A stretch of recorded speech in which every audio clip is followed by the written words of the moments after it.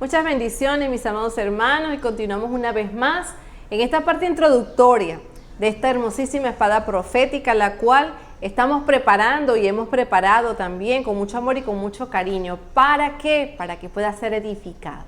La pastora Yosmar de Ojeda, desde la hermosísima isla de la República Dominicana, una vez más, trayéndoles a ustedes, amado hermano, contenido para su edificación y crecimiento espiritual. Seguimos aquí en esta parte introductoria, esta segunda parte.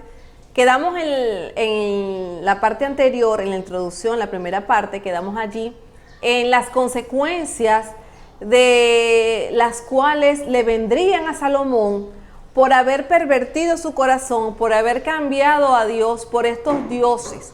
Fíjense que no solamente Salomón se unió, por decirlo de alguna manera, en yugo desigual con otros reinos, con otros pueblos, sino que simplemente también trajo como consecuencia la introducción de ídolos en el pueblo de Dios. La introducción de ídolos también produjo en Salomón que él mismo mandó hacer templos para estos ídolos.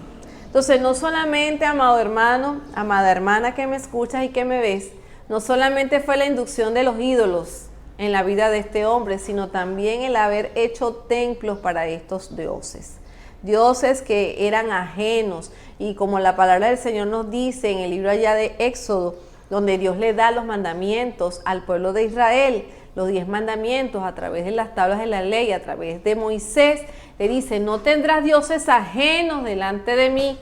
Era una de los mandamientos los cuales Dios le mandó a Israel, y vemos como Salomón en esta parte, un hombre siendo, y fíjense que parece hasta contradictorio, porque siendo Salomón un hombre tan pero tan sabio, dejó persuadir su corazón por la debilidad a las mujeres. Y vemos lo que trajo como consecuencia que también allí el reinado fuese apartado de su casa. Piense esto, hay una profecía contra Salomón, y eso lo vamos a ver en el cintillo. Vamos a ver allí cuando se le dice a Salomón de que su siervo se iba a quedar con las 10 tribus. Vemos allí que, y aparece en la historia, el famoso Roboam, hijo de Salomón, el que iba a sucederle en el trono, era su hijo mayor, su primogénito, el que venía en el trono, Roboam. Al morir Salomón, sube Roboam al reino, pero aparte de que sube al reino, vemos a un profeta por allí llamado Ahías, que le profetiza a Jeroboam que él iba a ser el rey de 10 tribus. Le dijo: corta un pedazo, como parafraseando, un pedazo de tela, agarra un pedazo de tela y córtalo en 12 pedazos. Cuando lo cortó en 12 pedazos, le dijo: 10 pedazos serán para ti y 2 pedazos serán para el otro rey. Es decir, amado, que en esta parte es muy importante que entendamos el por qué se divide el reino de Dios, se divide el reino de Israel, quedando Roboam a cargo de una tribu, porque tenemos que recordar que eran 12 hijos, los 12 hijos de Jacob. Vemos allí que cada uno pertenecía o se le fue dada una tribu, las 12 tribus de Israel, muy conocidas por nosotros, ¿verdad? Pero tenemos que también tomar en cuenta que la tribu de Leví, la Biblia dice de que los levitas no tenían una tierra propia donde morar, sino que ellos moraban entre entre las 11 tribus restantes, ¿verdad? Ellos moraban, ¿por qué? Porque la tribu de Leví era consagrada para Dios, porque eran las que se encargaban de los sacrificios, eran los sacerdotes, eran las personas que se consagraban para tomar y para llevar el arca de Dios, para todo lo que tenía que ver con la adoración a Dios. De esto se encargaban los levitas. Por eso es que los levitas no tenían una tierra exacta donde morar, sino que ellos moraban en medio de sus hermanos, dice la palabra del Señor. ¿Qué sucede, mis amados? Que vemos allí, y lo vamos a ver en el mapa que a continuación vamos a mostrar, vemos la división del reino. Allí vemos el reino del norte y reino del sur. En el reino del norte allí se quedó Jeroboam con las 10 tribus de Israel. Jeroboam era un funcionario de Salomón. Este reino del norte se le da el nombre de Israel, cuya capital es Samaria. Hay que tomar en cuenta esta capital, Samaria, porque más adelante en uno de los estudios vamos a ver el por qué los samaritanos y los judíos no se trataban. Y eso proviene realmente es de esta partición del reino de Dios. Vemos también ahí en el mapa que vemos el reino del sur, cuya capital o cuyo nombre es Judá y cuya capital es Jerusalén. Es decir, mis amados, que vemos allí todo el mapa y vemos todo el pueblo allí distinguido en reino del norte, reino del sur.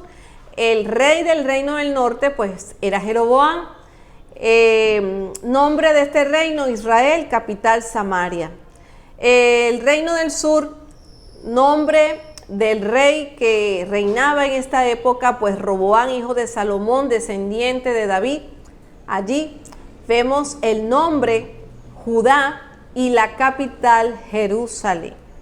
Así queda el reino dividido en dos debido y a consecuencia del pecado de Salomón. Vemos allí también, mis amados, en las causas de la división, otra de las causas, ya venimos hablando de la causa mayor, pero fíjense que las causas de la división entre la partición de las 10 y 2 tribus o 10 y una tribu, vemos allí que la nación enfrentaba una crisis financiera. ¿Por qué enfrentaba una crisis financiera? Porque una de las consecuencias de las cuales Dios les había alertado al pueblo cuando ellos pidieron rey era que los impuestos se acrecentarían en el pueblo, que el rey que los gobernara iba a acrecentar y el pago del tributo, pago de impuestos sería para el rey. Entonces, ¿qué sucede? Eso lo vemos en Primera de Reyes, en el capítulo 12, lo pueden ir buscando allí. Acuérdate, mi amado hermano, amado amigo, amado, el que nos escucha, nos ve, siempre trata de tener tu Biblia abierta con tu cuaderno para que puedas tomar los apuntes y puedas allí, juntamente con nosotros, estudiar esta espada profética, al igual que las cápsulas de escatología y al igual que la armadura teológica que ya hemos dado anteriormente. Es necesario, mi amado, la toma de apuntes. ¿Para qué? Para que tú puedas estudiarlo hasta tú mismo, solo en tu casa, con tu Biblia, tú puedas estudiar la palabra. Piense que a excepción de Judá y Benjamín, las otras 10 tribus del norte se negaron a aceptar a Roboam como rey. ¿Por qué se negarían a aceptar a Roboam como rey? Pues simplemente, ¿por qué? Porque Roboam, dice la palabra del Señor allí, ¿verdad?, que él fue a pedir consejo a los ancianos del pueblo, a ver cómo podía hacer él para suscitar y para resolver el problema financiero, el problema económico que estaba viviendo la nación. Pero dice la Biblia también que no solamente él fue a pedir consejo a los ancianos, sino también fue a pedirle consejo a los amigos de él, a los jóvenes del pueblo que se criaron juntamente con Roboam, los contemporáneos con Roboam, fue a pedirles consejo a ellos. ¿Y qué le dijeron los jóvenes? Que más bien que fue que acrecentaran el pago de los impuestos, es decir, que se pagaban 10, ahora pagarían 20 o quizás hasta más. Y Roboam, ¿qué hizo, amado? Que no era para nada sabio como su padre, eso no lo heredó él de él. ¿Qué hizo Roboam? Escuchó el consejo de sus amigos antes del consejo de los ancianos, de las personas que tenían más experiencia, que habían vivido muchos días, muchos años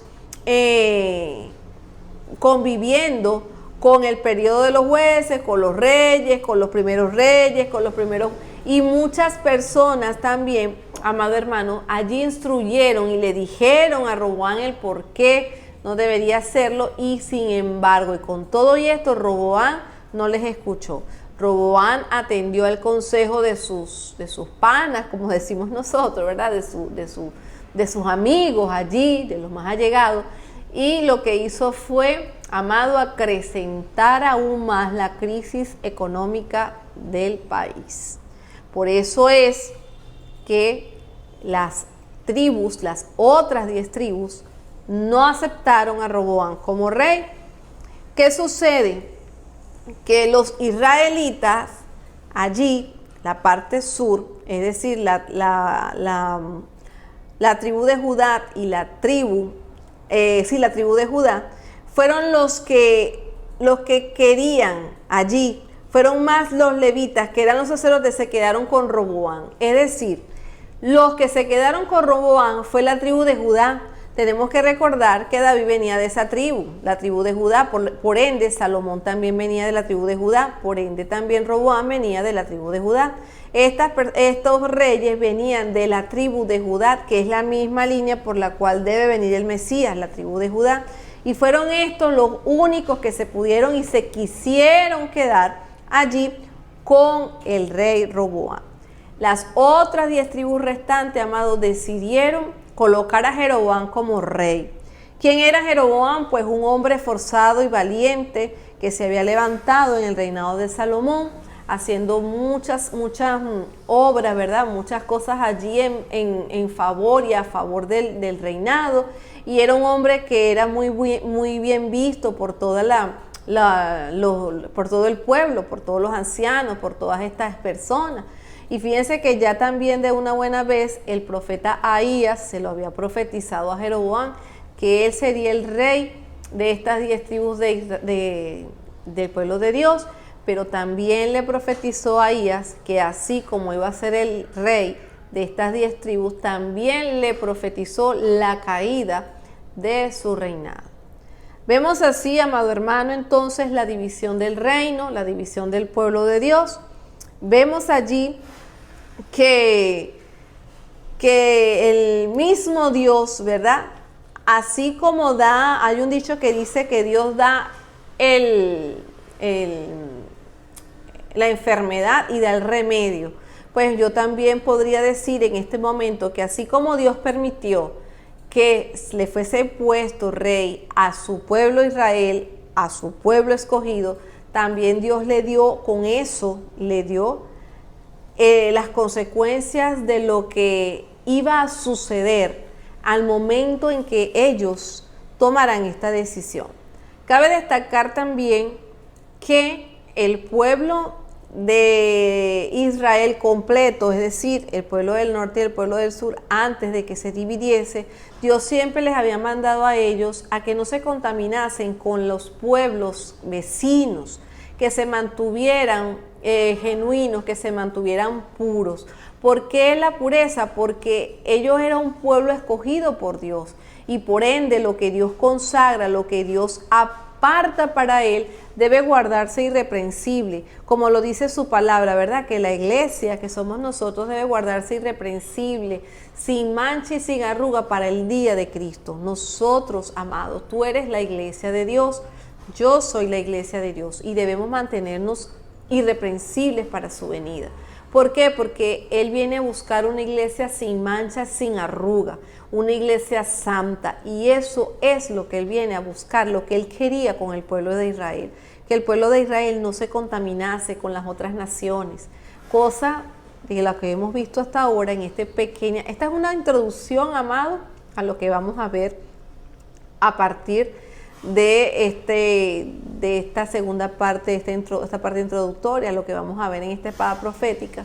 Entonces es necesario entender, mi amado hermano, que la contaminación con otros pueblos le trajo a Israel, le trajo a Judá, amado, las consecuencias devastadoras que hasta el día de hoy ellos siguen padeciendo. Es necesario también entender que tú como creyente no puedes estarte contaminando con el mundo. Esto deja muchísimas enseñanzas para nuestras vidas. Acuérdense que la palabra de Dios es historia, pero también podemos aplicarla a nuestras vidas. Y es necesario que nosotros como creyentes, como pueblo apartado, escogido de Dios, fíjense lo que dice su palabra, nosotros somos real sacerdocio, pueblo escogido por Dios, linaje suyo somos. Es decir, amado, nosotros fuimos apartados desde un principio para nosotros llevar las buenas nuevas de salvación y para nosotros estar apartados para el día de Dios, el día de Jesús, cuando Él nos venga a buscar y venga a casarse con su esposa. Por eso es que es tan importante que tú, joven que nos escucha, adulto, anciano, entiendas y entendamos que nuestra salvación, amado, está en nuestras manos. La salvación, mi salvación no depende de ti, no depende de nadie, depende de mí misma. El hecho de que yo, amado, decida en mi corazón servir a Dios, el hecho que yo decida en mi corazón no contaminarme con las personas que están en el mundo, porque ciertamente estamos en este mundo, pero la Biblia dice que nosotros no somos parte de este mundo, porque nuestra ciudadanía no es de esta tierra, nuestra ciudadanía está en los cielos. Entonces es necesario, mi amado hermano, mi amada hermana, que entendamos esta parte, que tú eres parte de la iglesia de Cristo y que tú tienes que mantenerte pura. No puedes hacer lo que el mundo hace, tú no puedes hacer y no puedes ir tras las costumbres de este mundo, no puedes ir tras los deleites de este mundo. ¿Por qué? Porque eres apartado para Dios. Muchas veces nosotros cuando cuando la tentación es dada o puesta en la mesa, porque la tentación siempre va a estar puesta en la mesa, siempre debemos recordar, y yo te invito a que tú siempre recuerdes esto: eres de Dios, estás apartada para Él. Y yo pienso que en el momento en el cual venga la tentación y tú entiendas y tú comprendas y venga a tu memoria y a tu corazón que Dios pagó un precio por ti, que Jesús pagó un precio por ti, de que tú eres su novia sin mancha y sin arruga, pues yo pienso de que el nivel o el límite o el margen para tu pecar quizás va a ser muchísimo menor a si no recordaras todas estas cosas. Fíjense que allí Salomón se dejó seducir por las mujeres de estos reinos. Se dejó seducir allí, amado hermano, por la contaminación que estas mujeres tenían. Y muchas veces nosotros, como hombres y mujeres de Dios, nos dejamos seducir por nuestra misma concupiscencia. La palabra del Señor habla de que los ojos están llenos de concupiscencia y que cada quien peca conforme a la concupiscencia de sus ojos.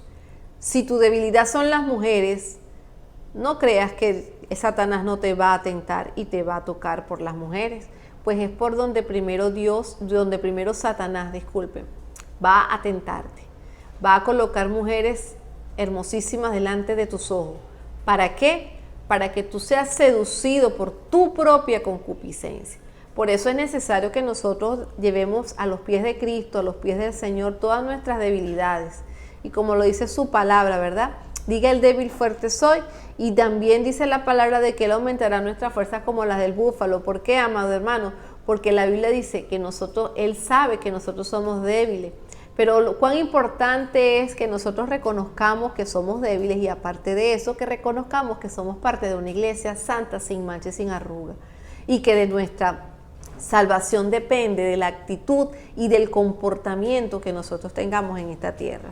Cosa a la cual usted puede ser el hombre más estudiado, la mujer más estudiada del mundo, la mujer más inteligente, con más conocimiento.